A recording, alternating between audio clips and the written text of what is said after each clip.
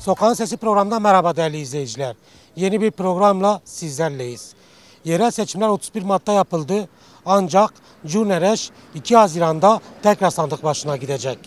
DEM Parti'nin kazandığı seçim AKP'nin hileleri gerekçe gösterilerek iptal edilmişti. Seçime sayılı günler kala biz de Cunnereş'e geldik. Burada halkın nabzını tutacağız. Programımız başlıyor.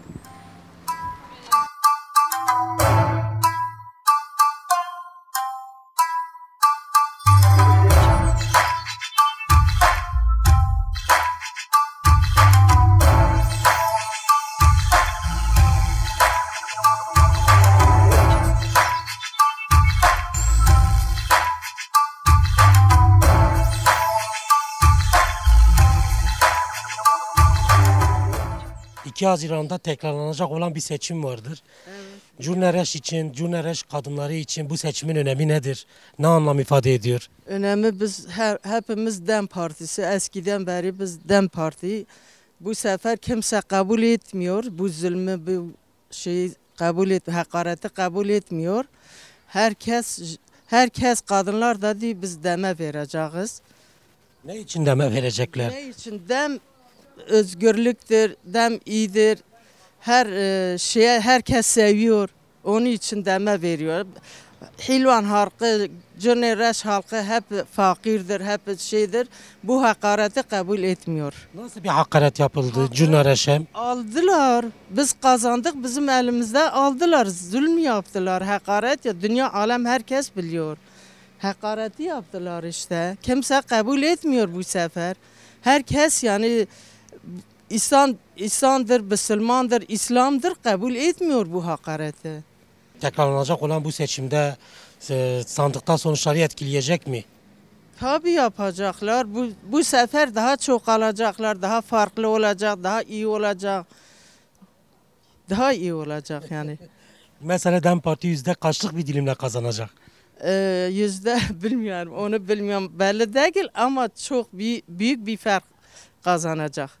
Daha fazla alacak. Son olarak Cunnereşli kadınlar için kadınlar için Cunnereş herkes DEM'i seviyor, herkes destekleniyor. Herkes de diyor biz DEM'e uğrayacak, DEM'e getirecek, devran getirecek. DEM bizim partimizdir, herkesin parti. İptal edilen ve tekrarlanacak olan bir seçim var Cunnereş'te. Evet. Siz 2 Haziran'da yapılacak bu seçime hangi partiye oy vereceksiniz? DEM Parti tabii ki. Neden DEM Parti? DEM Parti kadın hakları bizim hakkımızı savunacaktır. Kadınlar daha özgür olacaktır. Buna inanıyoruz. İnşallah DEM Parti büyük bir farkla kazanacaktır. Buna inanıyoruz biz. Cunnereş kadınlar için bu seçim ne anlam ifade ediyor? Nasıl bir öneme sahip bu seçim?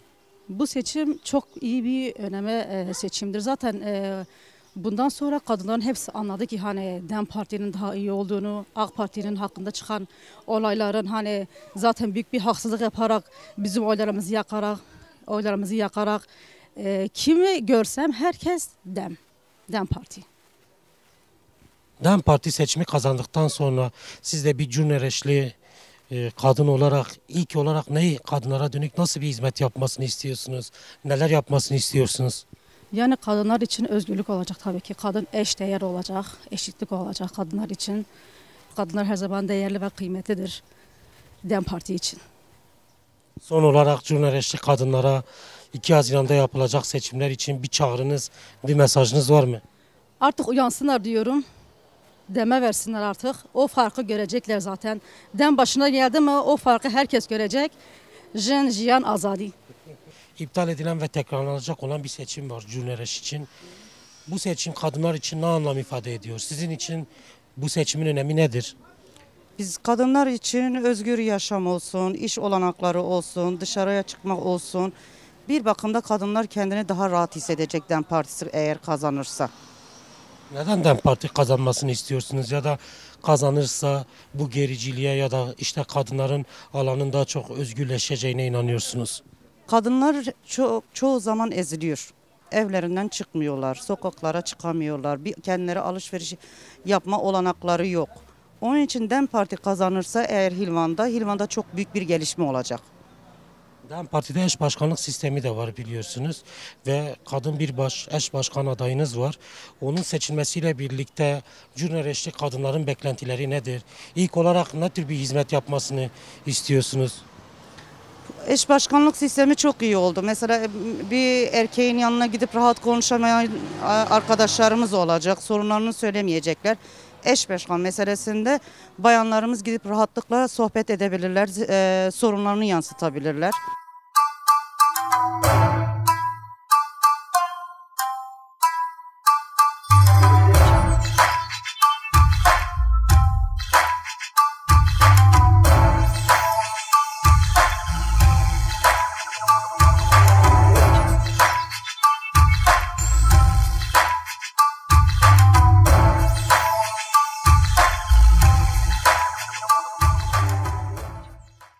İki Haziran seçimlerine Cürnereş halkı nasıl hazırlanıyor? Ne bekliyorsunuz 2 Haziran seçimlerinde? Emin olun ilk seçimlerde yani 31 Mart seçimlerinde daha iyi çalışıyoruz. İkinci bir konu iki defa partiyi almamız için. Şimdi bir kere aldık, bir seçimi de geçirdik, bitirdik. İkinci defa seçime giriyoruz. Yani 5 seneyi bitirdik, tekrar yeni bir seçim sürecine giriyoruz. İnşallah gümbür gümbür ve güzel bir farkla almayı düşünüyoruz. Ve düşüncem budur. Ben buna eminim ki çok güzel bir neticeyle de sonuçla da alacağız. Kim alacak? Tabii ki DEM Parti, ondan başka kim alabilir ki? 31 Mart yerel seçimlerinde sizce seçim neden iptal oldu? Gerekçesi neydi?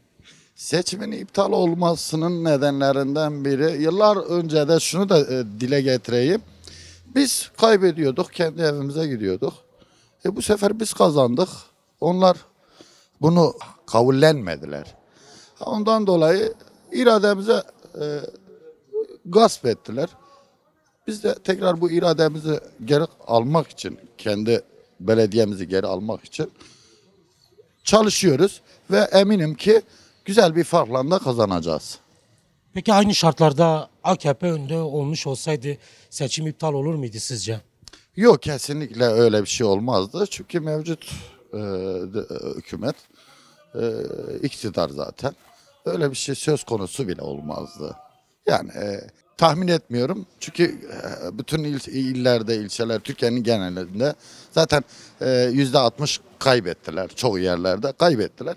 Cırniraş da Hilvan yani. Önemli bir yer olduğu için, Mezopotamya'nın bölgesinin güzel bir ilçesi olduğu için.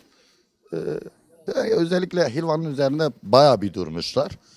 Niye durmuşlar işte? Mesela durmalarının gerekçelerini biraz açmak isteseniz neler söylemek istersiniz? Ya, durmanın gerekçeleri 40 yıllık bir saltanat burada. Aşiret saltanatı burada bir ön planda. Şu aşiret saltanatı bitmemesi için bayağı bir mücadele ediyorlar. Ama ben buna eminim ki o 40 yıllık saltanat bitecek. Son olarak 2 Haziran'da seçimler yapıldıktan sonra sandıklardan DEM Parti adına nasıl bir sonuç çıkacaktır? Yüzde kaçlık bir dilim bekliyorsunuz? Ben buna eminim çünkü bayağı bir araştırıyorum da, hani nabız ölçüyorum. Ben buna eminim ki %75, %80 oranında DEM alacak bu sefer. Bütün hırsızlıklara rağmen, bütün yolsuzluklara rağmen, bütün tehditlere rağmen DEM Parti bu dönem %75 oyla fark atacak. Ben buna eminim. Teşekkür ederiz. Ben teşekkür ederim. Sağ olun.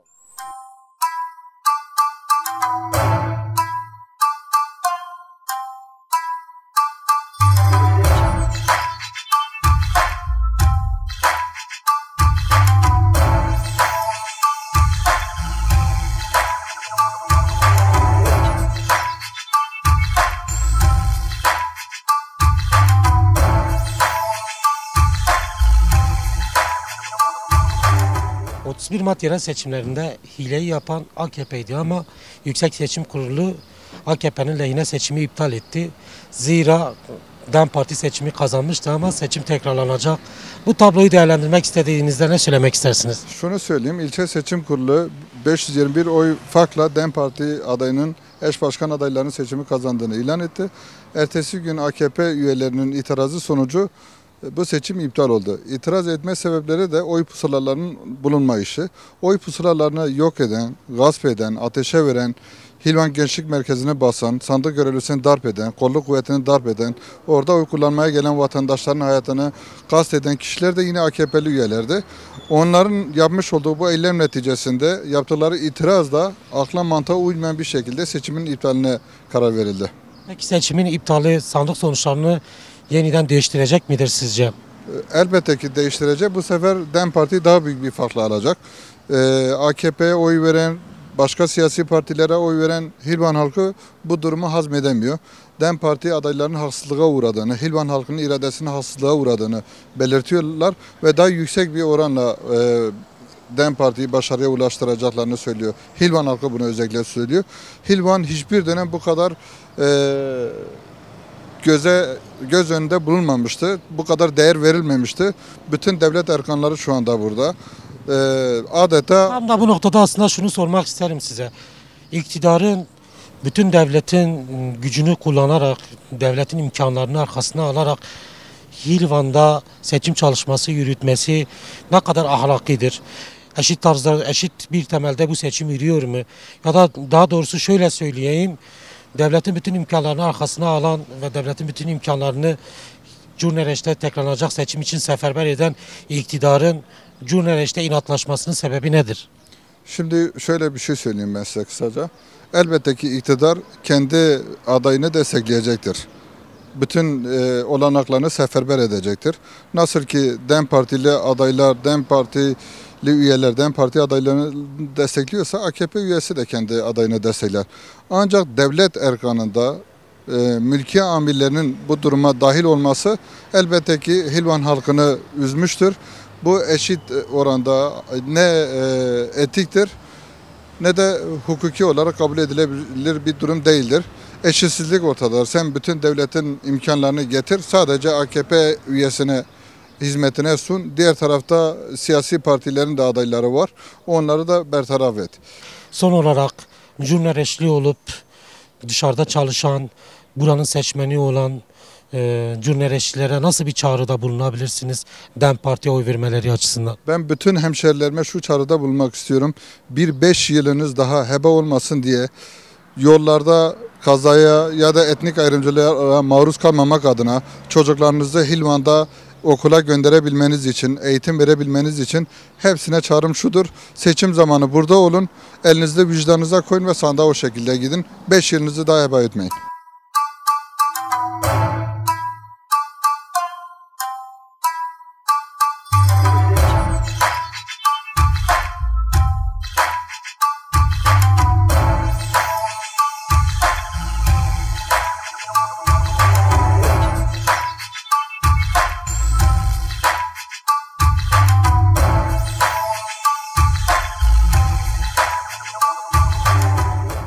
...2 Haziran'da yapılacak olan seçimlerde hangi partiye oy vereceksiniz? Deme vereceğim.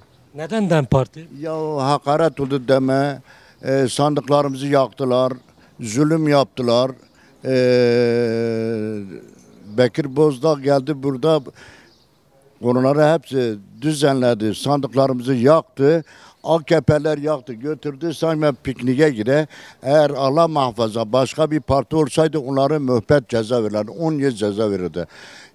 Götürdü orada 2 gün kaldı, ondan sonra geldiler. Yazıktır, ayıptır, insan biraz utanır. Yuvacılar köyüne gittim kurban almaya. Gittim ki orada bizim Urfa'nın müftüsü, Hilvan'ın cami hocası Ali Er Yılmaz. AKP parti başkanı gelmiş oy istiyor. Bir müftü, il müftüsü gelmiş oy istiyor. Ne kadar ayıp. Değil mi?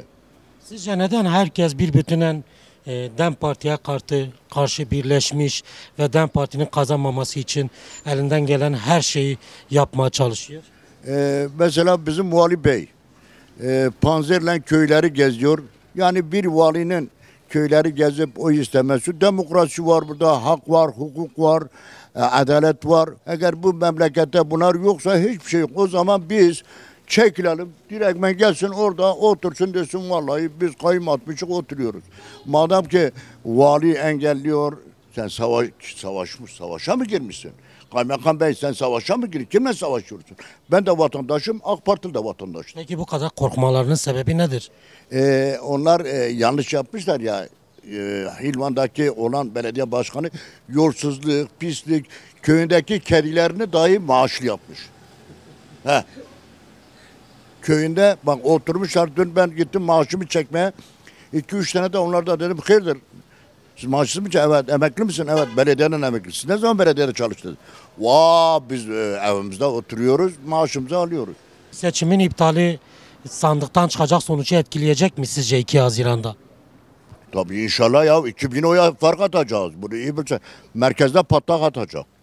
Yani Hilvan'ın merkez taşı toprağı yine diyor dem. Başka bir şey yok.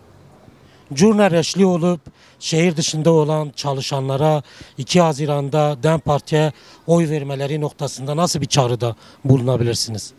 Geliyorlar. Adamlar Ankara'ya gitmiş, İstanbul'da var. Demin kazanması için adam gelip burada oy kullanacak. O kadar ki yani millet kararlıdır. Son olarak bir çağrınız, bir mesajınız var mı?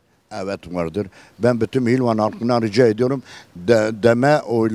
Dem için size hepinizi davet ediyorum. Merhabalar, sizler nasılsınız? Sağ olun. Sizler 2 Haziran'da tekrarlanacak olan seçimde hangi partiye oy vereceksiniz? Aynen bizimki de DEM Parti. DEM Parti niye? Haksızlığa karşı, kırkızlığa karşı yani gerçekten 45 senedir bir aile partisi olmuş yönetiyor. Her evde bazı evlerde 5 kişi iş kurda orada burada çalıştırıyorlar. Yani halkın iradesini yapmak gerçekten insanın parasını kırkızlık yapmak, parasını çalmış yani ırzına geçmiş. Yani bu gerçekten öyle bir şeydir. Benim irademi nasıl yakıyorsun, çalıyorsun, kırkızlık yapıyorsun. İnsan bir maç seyreder, mesela 2 takım oynar. Hangi takım kazanırsa alkışlar. Nasıl istediğin halkın iradesiyle, oyla gelmişsin öyle de gideceksin. Bu kimsenin babasının mülkiyeti de değil, köyü de değil. Hilvanlılarındır. O kadar yani. Teşekkür ederim. Siz kime destekleyeceksiniz? Hangi partiye oy vereceksiniz? Sağ ol, teşekkür ederim canım. Bunlar hem tecavüzcü hem ihanetçi AK Parti. Yani Hilvan'ı yediren 50 yıl oldu. Tek burada bir kanal geçiyor Hilvan arasında. 50 yıldır gelen parayı hepsini onlar yiyorlar. Yani her sene para geliyor. Her taraf kokuyor, pisliyor. Bunlar hepsi de bak bunlar için 15 tane ev burada yükledi. Onlar namusu şerefiyle oynadılar. Yani herkes aslında bunu o zaman kabul etmeyecekti. Ama oldu o dedi neyime, o dedi neyime, bu yine gelmiş. Bunlar gidecek her bir DEM Parti'yi. Sizce 2 Haziran'da sandıklar açıldığı zaman nasıl bir sonuç çıkacak ortaya? Yüzde kaçlık bir dilimle DEM Parti kazanacaktır? Umut ediyoruz. Herkes mesela haksızlığa karşı taraftır. Haklı olan kimse o kazanır. Yani bir haksızlık olmuştur. Dünyada biliyor, herkes biliyor. Bunu inşallah Yüzde kaçlık bir dilimden bahsediyoruz? bir 2000 oy farkla umudumuz var yani. Böyle Allah'tan umut ediyoruz. Sizce? Abi bu adam bunlar öğleyle ikindi arasında burayı bırakıp gidecekler.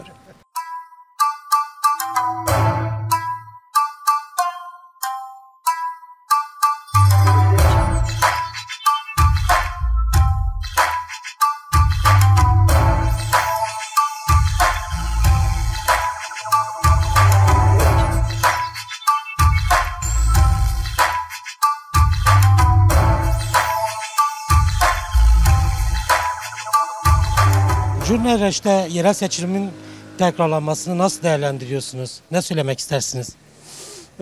Ben öncelikle Hilvan halkını selamlıyorum. O geceki yapılan provokasyon, çetvari davranış, AKP belediye adayının yakınlarıyla yaptığı şey aslında DEM Parti'yi bir provokasyona getirip olay çıkarmakta Hilvan'da. Ama ben öncelikle DEM Parti ilçe başkanlığına, bütün adaylarına teşekkür ediyorum.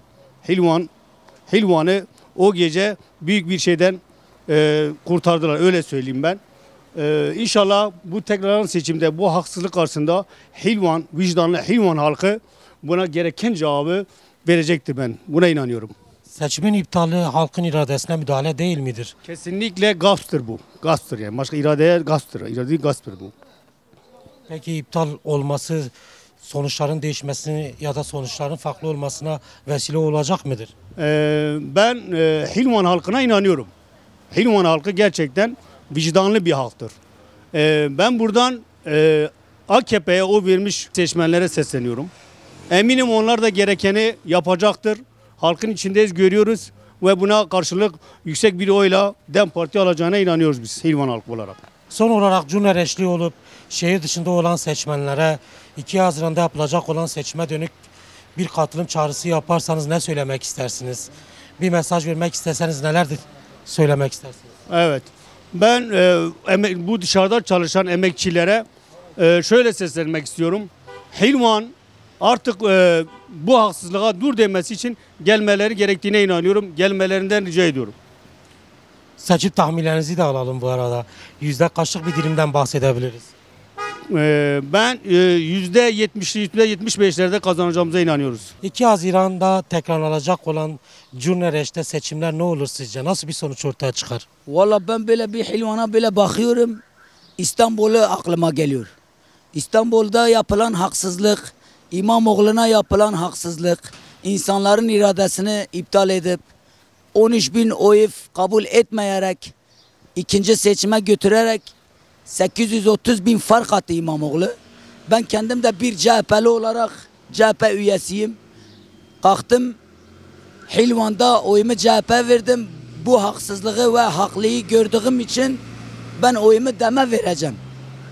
Burada CHP'ye de sesleniyorum. Hepimiz bize destek çıksın Hilvan halkına.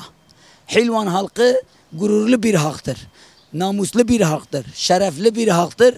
Ama bazılarına da bu memleket hepimizindir. Kimsenin babasının köyü de değildir.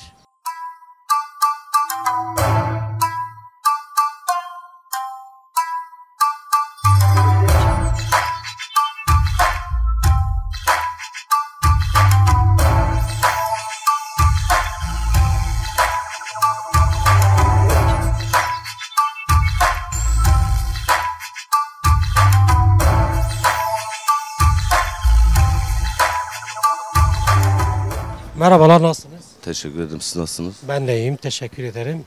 31 Mart yerel seçimlerinde hileyi yapan AKP'ydi ama seçim AKP lehine iptal edildi.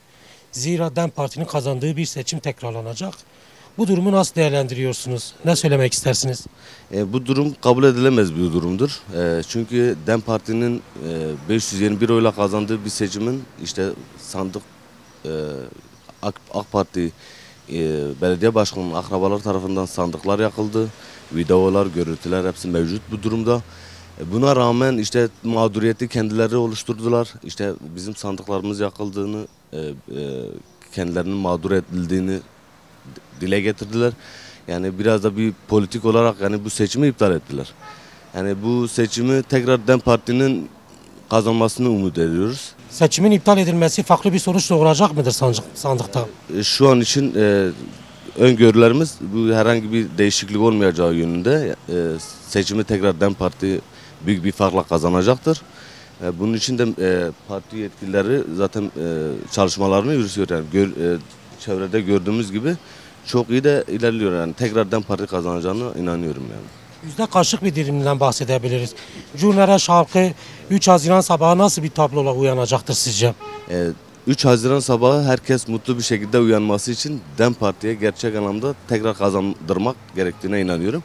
Yani herhangi bir sayı vermek gerekmiyorsa bir oyla bile olsa kazandığımız takdirde irademize sahip çıkacağımızı söyleyebilirim yani. Herhangi bir şeye mal vermeyeceğiz bu kez. Öyle söyleyeyim size. Cunereş halkının 2 Haziran sabahı DEM Parti'ye oy vermeleri için nasıl bir çağrıda bulunabilirsiniz? Ne söylemek istersiniz? Gün 45 yıllık bir saltanatı, bir aile belediyeciliğini ve halkı sömürenleri sandığa gömme zamanıdır. 2 Haziran'da tekrarlanacak olan bir seçim var. Siz hangi partiye oy vereceksiniz? Ben bu seçim DEM Parti'ye vermeyi düşünüyorum. Neden DEM Parti? Çünkü DEM Parti'ye vereceğim. AK Parti DEM Parti'ye büyük bir hukuksuzluk yaptı. Aslında DEM Parti yapmadı. Hilvan halkına yaptı. Çünkü Hilvan halkı kendi seçtiği başkanı AK Parti olmasına izin vermedi. DEM Parti olur ya da başka bir parti olur. Çünkü bu halkın seçtiği bir başkan, halkın seçtiği bir irade olduğu için o yüzden vereceğim. Diğer şeye geçersek DEM Parti çift olmak üzere eş başkanlık sistemini üretiyor.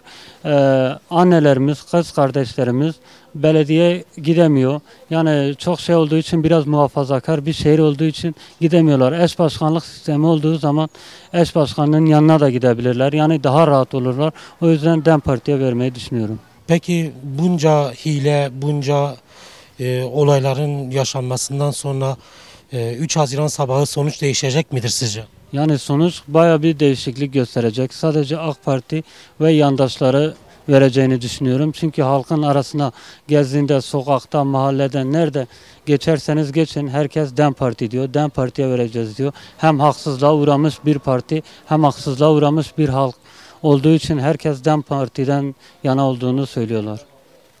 Peki DEM Parti seçimi kazandıktan sonra ilk olarak Curnereş'e nasıl bir hizmet getirmesini istiyorsunuz? Nasıl bir belediyecilik anlayışının hakim olmasını talep ederdiniz?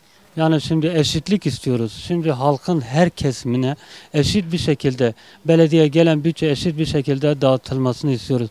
Şimdi Hilvan'da yaklaşık olarak bir 2000 kişi mevsimlik tarım işçisi olarak dışarıya çıkıyor. O göçü dışarıya vermemesini istiyoruz. Hilvan'da fabrikalar veyahut başka bir şey olur, iş istihdamı yaratılmasını, altyapının, üst yapının çözülmesini istiyoruz. Yani DEM Parti'den böyle bir sözler de aldık. Son olarak ekran başında bizleri izleyen değerli izleyicilerimize bir çağrınız, bir mesajınız var mı?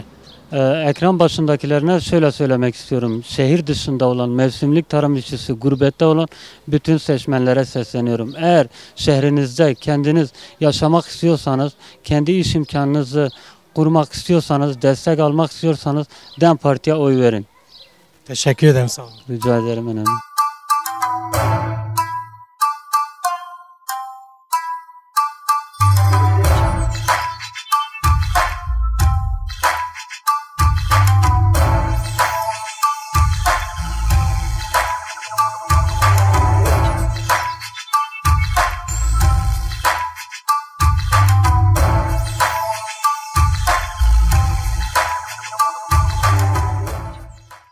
İptal edilen ve tekrarlanacak olan bu seçimde hangi partiye oy vereceksiniz? Abi ben DEM Parti'ye oy vereceğim. Neden DEM Parti? Abi DEM Parti'ye haksızlık yaptılar.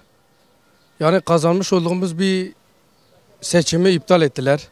Yani büyük bir farkla da kazandık. Hilvan'ın gençlerine sesleniyorum. Yani DEM Parti'ye yapalım, kurtaralım, yapalım, oy verelim. 2 Haziran'daki seçimle ilgili ne düşünüyorsunuz? Ne söylemek istersiniz? Ben 31 Mart'taki seçimi 560 oy DEM Parti'nin fark atarak kazandığı seçimi bu kez ben diyorum en az 5000 oy farkla kazanır. Çünkü DEM Parti'ye haksızlık oldu. Haksızlığın karşısındayız, DEM'ciyiz. Peki sizce seçim neden iptal edildi? Neler yaşandı? Bir Curnereşli olarak nelere tanık oldunuz, neleri gördünüz? Ben kendim Hilvanlı olarak o günde kendim de sandık görevlisiydim. Sonradan sandığa gittik. AK Parti seçmenleri kalktılar. Oyunu kaybettiklerinin farkına varıp da 500-600 kişiyle gençlik merkezine bastılar. Orada polisleri dövdüler. Bizim sandık görevlerimizi dövdüler. Kadın arkadaşlarımızı dövdüler. Polisleri döven, kadınları döven, sandık görevlerini döven de bir gün tek nezarethanede kalıyor. Şu anda geziyorlar. Şimdi bir tane DEM'li bunu yapsaydı acaba DEM dışarıyı görür müydü? Bir daha güneşi görebilir miydi? Ama demek ki AKP yapınca her şey onlara normaldir. Ondan dolayı acilen, çok acil bunların gitmesi lazım. Yeter artık.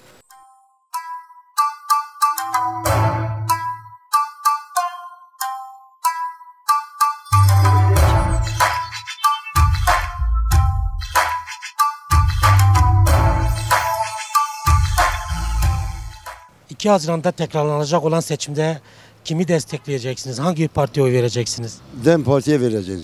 Neden DEM Parti? Çünkü büyük hakaretler yapıldı. Ben kendim de demciyim. Ben yani kendim de demciyim. Aileyle beraber yani. Çünkü hileler yap. Biz 590 oyla öndeydik. Kendileri bizim sandıklarımızı yaktılar. AK Parti'nin yegeni. Yakarken ondan sonra bir daha tekrar tekrar seçime geçmek için orada devlet onlara hak verdiler yani. Çünkü AKP'nin hile yaptığını onaylandı ve seçime yani onların şeyine hak verdiler. Bunun için ben yani onun için DEM Parti diyorum. Yani büyük haksızlık yapıldı.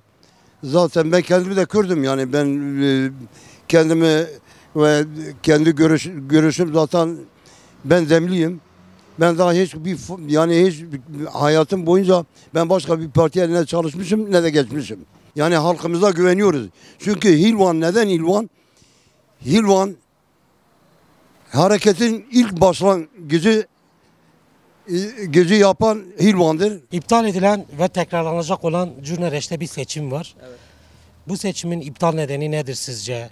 Neden iptal edildi? DEM Parti kazandı. DEM Parti kazandı, sandıklar gitti. Sonuç yine eskisi gibi olacak, değişen bir şey olmayacak. Yani yüzde kaçlık bir dilimle DEM Parti tekrar Cürnereş'te seçimi kazanacaktır sizce? Onu bilemem ama bence DEM Parti yine kazanacak. Eski oyunu yine alacak yani, kazandığı oyu yine alacak. Fazla olacak, eksik olmayacak yani. Hileyi AKP yaptı ama AKP lehine seçim iptal kararı verdi. Zira DEM Parti bu seçimi kazanmıştı ve seçim tekrarlanacak. Ne söylemek istersiniz? Biz hileyi bilmiyoruz. Biz gerekeni yapacağız. DEM Parti.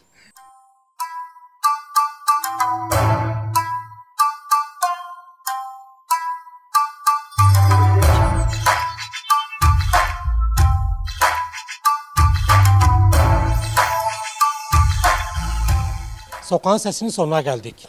2 Haziran'da seçimin tekrarlanacağı Cürnereş'teydik. Halkın sandık başında yapacağı tercihi ve seçimden beklentilerini ekranlarınıza getirdik. Haftaya yeni bir programda görüşünceye dek hoşça kalın.